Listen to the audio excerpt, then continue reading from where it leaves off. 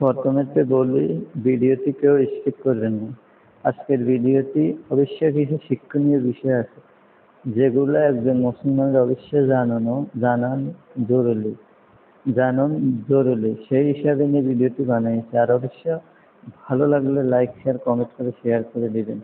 তাহলে আমরা মূল পর্বে আসি, যে কথা বলার জন্য ভিডিওটি বানানো।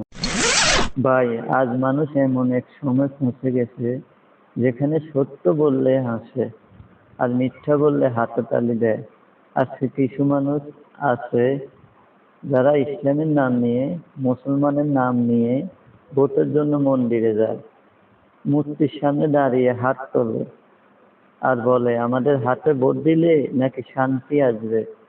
কি ভয়ঙ্কর না ভাই! ভোটের টিকিটের জন্য আজ মানুষ আল্লাহর সামনে মাথা নত না করে মূর্তির সামনে নত হচ্ছে। আর যাদের ঈমান আছে তারা এই দৃশ্য দেখে শুধু কাঁদছে, কিছু বলতে পারে না, তাই না? রাসূল সাল্লাল্লাহু আলাইহি ওয়াসাল্লাম বলেছিলেন, মানুষের উপর এমন এক সময় আসবে যখন সত্যবাদীকে মিথ্যাবাদী বলা হবে আর মিথ্যাবাদীকে সত্যবাদী বলা হবে। সূরা বুখারী।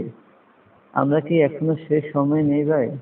আর যারা ধর্ম বেচতে দিচ্ছে তারা বড় নেতা হচ্ছে, আর যারা সত্য বলছে তারা ধর্মযন্ত্রণে বলে গালি খাচ্ছে। রাসূল সাল্লাল্লাহু আলাইহি ওয়াসাল্লাম আরো বলেছেন, এক সময় আসবে যখন ঈমান ধরে রাখার, হাতের জ্বলন্ত অঙ্গ ধরে রাখার মতো কঠিন হয়ে যাবে। তিবরি মিজরি। আজ ঠিক তাই হচ্ছে ভাই। একটা সত্য কথা বললে হামলা, গালি, অপমান। কিন্তু তবুও ভাই মনে রাখেন, সত্য কখনো হারবে না। দুনিয়া হয়তো এখন মিথ্যার দিকে ছুটছে, মানুষ হয়তো এখন ধর্ম ভুলে ভোট করছে, কিন্তু একদিন এই হাসির জায়গা কান্না আসবে। সেদিন কেউ ভোট চাইবে না, সেদিন শুধু হিসাব হবে। তুমি কার জন্য সত্য লুকিয়েছিলে? তুমি কার জন্য ঈমান বিক্রি করেছিলে? ভাই আসুন, অন্তত আমরা সত্যের পাশে দাঁড়াই। মানুষ হাসুক, গালি দিক, তাতে কি আসে যায়? কারণ আজ যদি আমরা চুপ থাকি, কাল কিয়ামতের মাঠে আমাদের জবান চুপ হয়ে যাবে। যারা ঈমান বেচে দেয় দুনিয়ার দামে, তারা একদিন দেখবে দুনিয়া হারিয়ে গেছে আর আখিরাতে কিছুই বাকি নেই। তাই আসুন, সত্যের পথে চলুন, সত্য কথা বলুন।